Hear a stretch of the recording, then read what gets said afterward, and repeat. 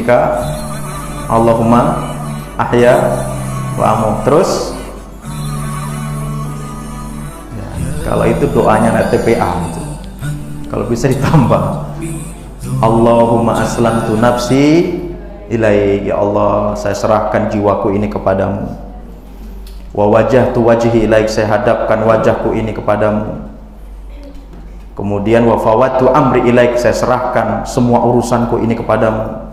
Wa alja'tu dhahri ilaik, saya sandarkan punggungku ini kepadamu. La malja wa la manja minka ila ilaika, tidak ada tempat bersandar, tidak ada tempat berlindung kecuali hanya kepadamu ya Rabb. Tidur kita pasti tenang, nggak akan cemas, nggak akan gelisah. Nah, ketika bangun, jadi Nabi menegaskan begini: ketika seseorang tidur, maka setan akan mengikat di tengkuk leher kita itu dengan 3 buhul. Ini ada pakar ruqyah Baitul Quran, ahli ruqyah. Beliau akan sangat paham dengan namanya buhul itu apa, ikatan begitu ya. Jadi ketika kita akan tidur itu, setan akan mengikat kita dengan 3 buhul. Setiap ikatan setan berkata, alaika lailun tawilun farqud, bagimu malam yang panjang, tidur lelaplah kamu. Ngikat lagi, bagimu malam yang panjang, tidur lelaplah kamu. Nah, ketika seseorang bangun membaca doa alhamdulillahilladzi ahyana ba'da ma amatana wa ilaihin nusur, satu ikatan itu terlepas. Kemudian diteruskan dengan dia mengambil wudhu, ikatan yang kedua terlepas. Kemudian dilanjutkan dengan dia sholat malam, maka ikatan bukhul yang ketiga itu akan terlepas. Kalau orang bisa melakukan rutinitas itu seperti ini, fa asbaha nasitan thayyibun nafs, di pagi hari orang-orang yang sudah melakukan seperti ini akan terlihat energik, rajin, kemudian hatinya baik.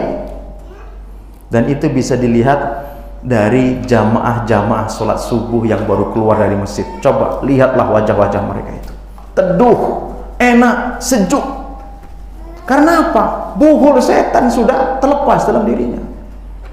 Akan tetapi kata Nabi, wa illa, kalau tidak, fa'asbaha kaslan, di pagi hari dia akan terlihat malas. Ibu-ibu kalau lihat suaminya, ya Allah ya Rabbi, kok enggak ngenain betul mukanya ini kan, sudah gitu dikit-dikit marah. Nah, itu bisa jadi malam harinya nggak ngapain tadi, nggak baca doa, nggak ngambil air wudhu, tidak sholat malam. Itu bisa dipastikan. Kemudian habisun nafs, jiwanya buruk, dikit-dikit sudah emosi sewot. Apalagi yang bangunnya yang 7 pagi itu ya, lihatlah dia baru cuci muka gitu ya, keluar pintu duduk sambil ngopi, lihatlah wajahnya gimana mukanya itu, sama sekali nggak ada cahaya, sama sekali nggak ada keteduhan, sama sekali nggak ada kenyamanan. Itu orang-orang yang lagi-lagi sedang bermaksiat kepada Allah, itu seperti itu. Jadi konsep dalam Al-Quran, kalau kita berbicara sebuah ketenangan, itu dengan apa? Dengan kita mengikut petunjuk Allah dan Rasulnya. Nah, maka kita kemarin sudah rapat di yayasan terkait peningkatan kualitas ya, daripada semua pengurus, baik di yayasan, di tingkat yayasan maupun di unit. Kalau di Khadijah ini unit ya, di bawah yayasan, untuk melakukan program peningkatan kualitas ruhiyah. Insya Allah nanti pertemuan seperti ini akan berkala ada, termasuk juga insya Allah kita akan bentuk IMBQ yang kemarin ya, Ikatan Muslimah Baitul Quran. Jadi nanti akan ada Ummahat Baitul Quran dan Khadijah, nanti kita jadikan satu, ada kajiannya khusus. Kalau seperti ini ustadznya bingung, ini mau nyerang yang bapak-bapaknya, mau nyerang ibu-ibunya, nyerang ibu-ibunya bapaknya, ya lanjutkan ustadz, gitu kan. Ketika nyerang bapak-bapak, ibunya, bagus ustadz, terus ustadz, kan begitu. Jadi kayak malah perang-perangan saja ini. Yang kesindir bapaknya, ibunya, mantap ustadznya, gitu kan. Yang kesindir ibunya, woi, besok-besok tekankan masalah itu lagi ustadz.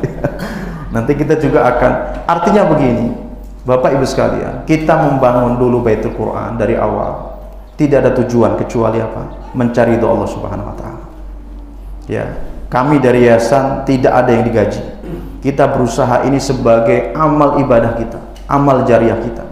Dan semua yang ada di unit nggak ada yang kita gaji. Kalau toh digaji itu, kalau toh ada itu sebagai bentuk ihsannya kita. Ihsan itu apa? Sebagai apalah bahasanya itu, Mas Fatih? Ya hanya sekedar membantu. Karena kalau dibilang gaji, mukafaah itu kan yukafi, bisa mencukupi. Apa yang kita berikan itu nggak bisa mencukupi kebutuhan Bapak Ibu sekalian. Maka keberadaan kita di sini bukan untuk itu. Kalau untuk itu nggak dapat di organisasi kita, di lembaga kita ini nggak dapat. Kita di sini justru bagaimana kita bisa berjuang mentasarufkan harta kita, waktu kita untuk kemajuan lembaga kita yang sampai hari ini kita tetap ya pada prinsip untuk memperjuangkan kalimat Allah Subhanahu wa taala, untuk meninggikan kalimat Allah Subhanahu wa taala, tidak ada tujuan yang lain. Kalaulah misalnya ada kebijakan-kebijakan yang mungkin tidak sesuai atau tidak tepat dan sebagainya, yaitu sesuatu yang lagi-lagi kita tidak bisa memberikan hal yang sempurna. Pasti kita ada kebijakan yang tidak mungkin pas dan sebagainya, itu pasti ada dalam perjalanannya. Tapi lagi-lagi kita tetap mengarah pada sebuah tujuan besar, yaitu dalam rangka untuk izul Islam dan kaum muslimin. Bagaimana semua yang ada di sini terlibat dalam program besar ini, program besar keumatan, program besar keikomatudin ini. Salah satu contoh misalnya, kita hadirkan rumah sehat Baitul Quran, ruqyah centernya Baitul Quran. Kenapa kita hadirkan rumah sehat Baitul Quran ini? Karena kita melihat di masyarakat itu sudah, bahasanya itu sudah darurat kesyirikan gitu Ustaz Hidayatullah ya, darurat perdukunan dan persantetan. Maka harus hadir nih ustadz-ustadz yang bisa menundukkan bangsa-bangsa itu, bahkan siap nanti mengikuti jejak pesulap merah gitu kan untuk memberantas ya dunia perdukunan dan persantetan itu. Nah itu kita ada. Apalagi Khadijah ini udah jelas-jelas yang hari ini terlibat dalam pembangunan, terlibat dalam berdonasi, baik dari fisiknya, baik dari operasionalnya dan sebagainya. Ada yang jadi bapak asuh dan sebagainya.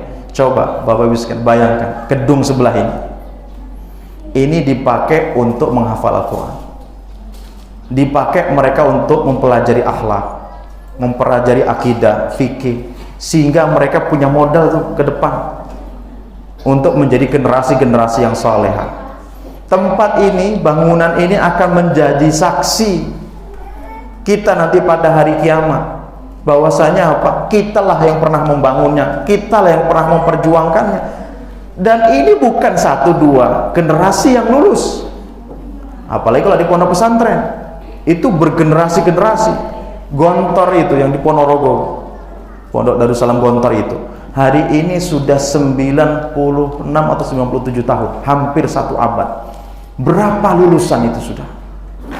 Bangunannya yang bangun siapa, tanahnya siapa, Masya Allah semuanya akan mendapatkan pahala jariah. Nah, seperti itu. Nah maka ini salah satu peluang amal-amal soleh kita untuk kita semuanya yang berada di yayasan ini, yang berada di lembaga ini. Mari kita bisa sinergi.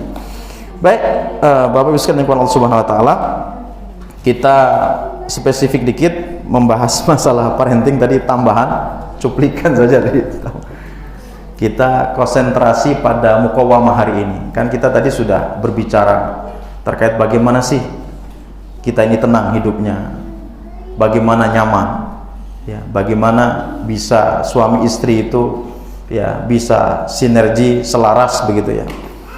Nah hari ini yang juga kita tidak pungkiri, di saat kita sudah dalam kondisi seperti itu, tapi tetap kita di depan mata kita ada tantangan-tantangan. Nah tantangan kita ini terkonsentrasi pada berapa nih? Ada 5. Kalau 5 hal ini tidak beres, ya juga akan mempengaruhi perjalanan kita untuk sehidup sesurga juga tidak beres. Yang pertama adalah konsentrasi mukawamah kita adalah pertama di pendidikan. Pendidikan coba kita bisa lihat hari ini Kenapa juga kita sekarang punya semangat untuk membangun pesantren dan pesantren? Bapak Ibu bisa bayangkan kalau anak-anak kita diajar oleh guru-guru yang tidak sholat 5 waktu, sudah tergambar bagaimana anak kita kualitasnya. Kemudian kita bisa melihat bagaimana kualitas anak kita jika belajar di sekolahan-sekolahan yang itu ikhtilat antara laki-laki dan perempuan. Itu juga bisa dibayangkan bagaimana pengaruhnya ya kepada anak dan keluarga kita. Itu seperti itu. Itu salah satu gambaran lagi. Belum lagi motivasi belajarnya kalau di umum itu kan bukan motivasi akhirat, tapi lebih kepada bagaimana mereka cerdas intelektualnya tapi tidak cerdas spiritualnya, kan itu seperti itu.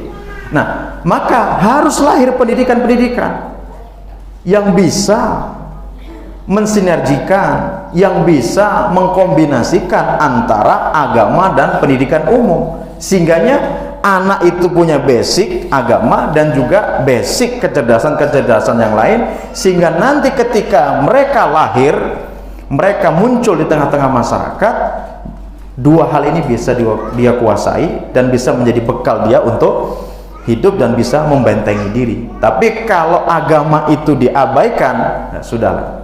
Kita bisa lihat bagaimana anak-anak SMA itu berangkat bersama siapa, pulang bersama siapa. Ada satu siswi kelas 2 SMP tiba-tiba datang ke rumah, dia nangis, dia Assalamualaikum Ustaz. Oh ya, siapa? Saya namanya ini. Oh ya, dari mana? Saya dari Natar. Saya sebutkan ya tempatnya saja, dari Natar. Ada keperluan apa? Nangis dia. Loh, kok nangis? Ada apa? Ustaz, saya nangis lagi. Enggak, jujur aja, udah nggak usah nangis, ceritakan apa ada, tenang aja gitu. Ustaz, saya sudah nggak perawan lagi. Astagfirullah, kaget saya. Kamu kelas berapa? Kelas 2 SMP. Kok bisa?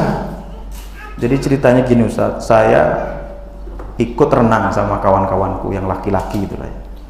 Ya biasalah, pacaran gitu lah. Pulang dari itu, saya berhenti di warung, minum lah. Tiba-tiba saya nggak sadar, sudah setelah itu saya nggak sadar.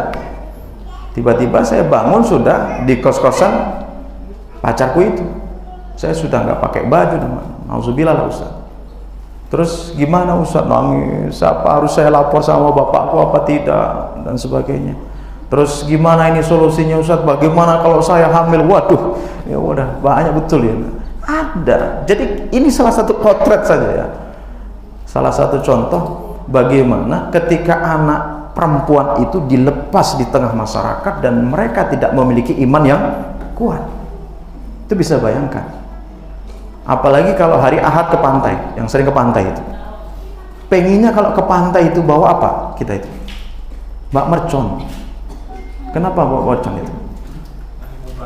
Pada ngumpet-ngumpet di gubuk-gubuk itu anak-anak SMP, SMA. Ya Allah ya Rabbi, gitu saya. Kok bisa seperti itu? Lakinya itu mending kalau ganteng gitu ya. Lakinya itu rambutnya dipirang, kulitnya hitam, itu kayak jagung kebakaran itu kan. Perempuannya berjilbab, la haula ya Allah.